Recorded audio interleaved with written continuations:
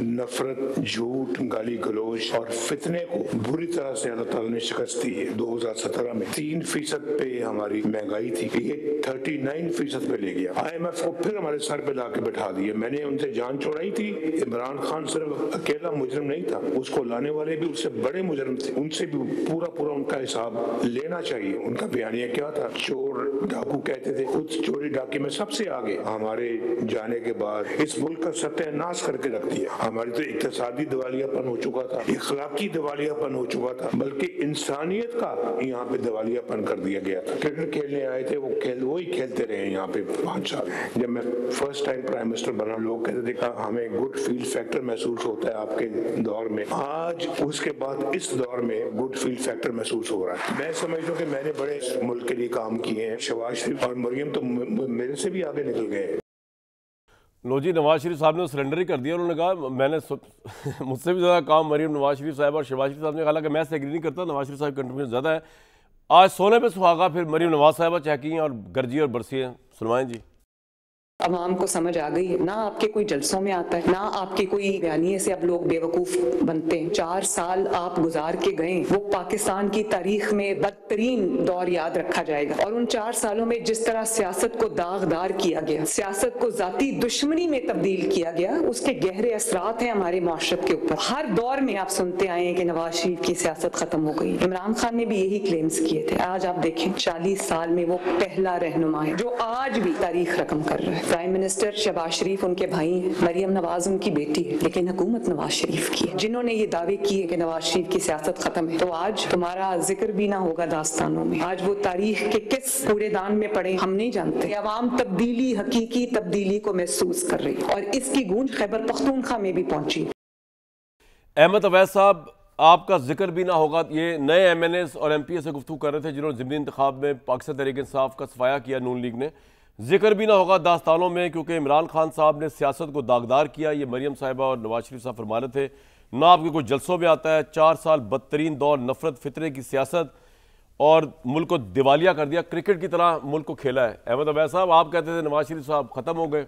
नवाज शरीफ साहब तो बहुत एक्टिव हैं जनाब। अच्छा, देखिए, वो एक आप गवर्नमेंट कॉलेज में क्योंकि पढ़े हैं, तो आपसे पहले गालिबन प्रोफेसर अशफाक अली ख़ान वहाँ प्रिंसिपल रहे हैं गवर्नमेंट कॉलेज के। जी सर। और उन्होंने एक किताब लिखी थी, उन्होंने एक किताब लिखी थी, उसका टाइटल था तमाचा डे। तमाशा देख, एक सटायर थी।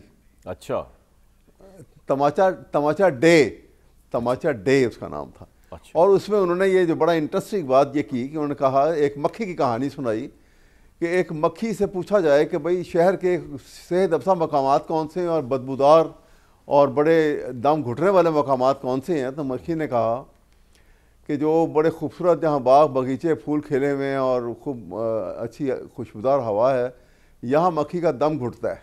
अच्छा। और जो बदबूदार इलाके हैं जहाँ उसकी अफजाइश नस्ल जो है बड़ी तेज़ी से होती है, वो उसके लिए सबसे सेहत अफजा मकामात हैं। यही ये करप्शन के मारे हुए लोग हैं। इनके लिए करप्शन होती रहे तो सब अच्छा है। और जहाँ पे वरना इनकी आदात, इनके हालात देख लो। मैं अगर आपसे कई दफ़ा रिपीट कर चुका हूँ कि ये सियासत में जब आए थे और 10 साल का पीरियड के टैक्स रिकॉर्ड निकाल लें और एवर फील्ड की और इनकी प्रॉपर्टीज इनकी ले लें। वैसा भी करप्शन के केसेस के बावजूद अवाम ने इनको वोट दिया, ज़िमनी इंतखाब भी जीत गए, आप लोग सारे हार गए, तो उसको किस तरह सर एक्सप्लेन करेंगे? और जी ये कैसे जीत गए हैं आप देखें। एक मिनट जी, मैं एक मिनट आपको बताऊं कि आप कैसे कहते हैं जीत गए हैं। देखें, मैं इसीलिए आपसे बता रहा हूं। देखिए, बात यह है कि देखिए, एक कॉन्स्टिट्यूंसी नेशनल असम्बली की जो है ना, उसमें 1.5 से 2 लाख तक वोटर लिस्ट होती है। जी जी। और जो इस इंतखाब के अंदर जो लोग सामने आके जिन्होंने जीते हैं, 5,000, 6,000, 7,000, 8,000, 9,000 ये वोटों की तादाद है। आप अंदाज़ा इससे मतलब ये है कि कौम ने ये जगह ही छोड़ दी है, वो इंटरेस्ट छोड़ दिया है। कोई वोट डालने नहीं आया। इमरान तो फिर जिंदा है उसी तरह कि उसके साथ खड़े हैं लोग, वो इनके वोट डालने तक नहीं आए। तो ठीक है, हमने तो बाइकआउट किया हुआ था, PTI ने जीत गई ये। ये बात सर लेकिन आपने जहाँ बाइकआउट नहीं किया था वहां भी हार गए ना, वो जो आपके उमर अयूब साहब की सीट थी और यहाँ पर थी जी वहाँ मियां साहब की। जी हाँ, वो बिल्कुल ठीक है। वो तो आप कह रहे हैं कि पीटीआई का वोटर बददिल हो गया है इलेक्शन के प्रोसेस से, आप सर यही कह रहे हैं कि एक एमएनए का हल्का अगर 7.5 लाख का है तो उतना वोट नहीं, आप ये कह रहे हैं। लेकिन सर इसको बददिल करने में कोई इमरान खान साहब का भी रोल है, जो इतनी दूर अंदर जाके बैठ गए देर से और अब कुछ उनकी सुनगुन नहीं, ना उनसे कोई मुलाकात है, जो वो समझे थे उस तरह हुआ नहीं, अवाम बाहर आई नहीं, कुछ छुड़वाने के लिए रिहाई की तहरीक का प्रेशर पड़ा नहीं गवर्नमेंट पे ना किसी इदारे पे, तो आप ये भी तो देखें ना सर। बताइए जी अब सवाल यही है ना, देखे ना, ये तो सूरत हाल ऐसी है कि जो इनके बस में ये कर रहे हैं और जो कुदरत के बस में होगा वो करेगी। फिलहाल तो जो इनके बस में क्या है कि बकौल फैज़ अहमद फैज़ के कि कफस है बस में तुम्हारे बस में नहीं, चमन में उसके गुलशन आतिश गुल के निखार का मौसम, ठीक है, ये कैफियत है। इसलिए जो और नवाज शरीफ साहब जो एक्टिव हुए उसको आप कैसे देखते हैं? कानून को माइनस कर दिया सोसाइटी में। मियां साहब जो एक्टिव हो गए, एक बात अब देखिए ना,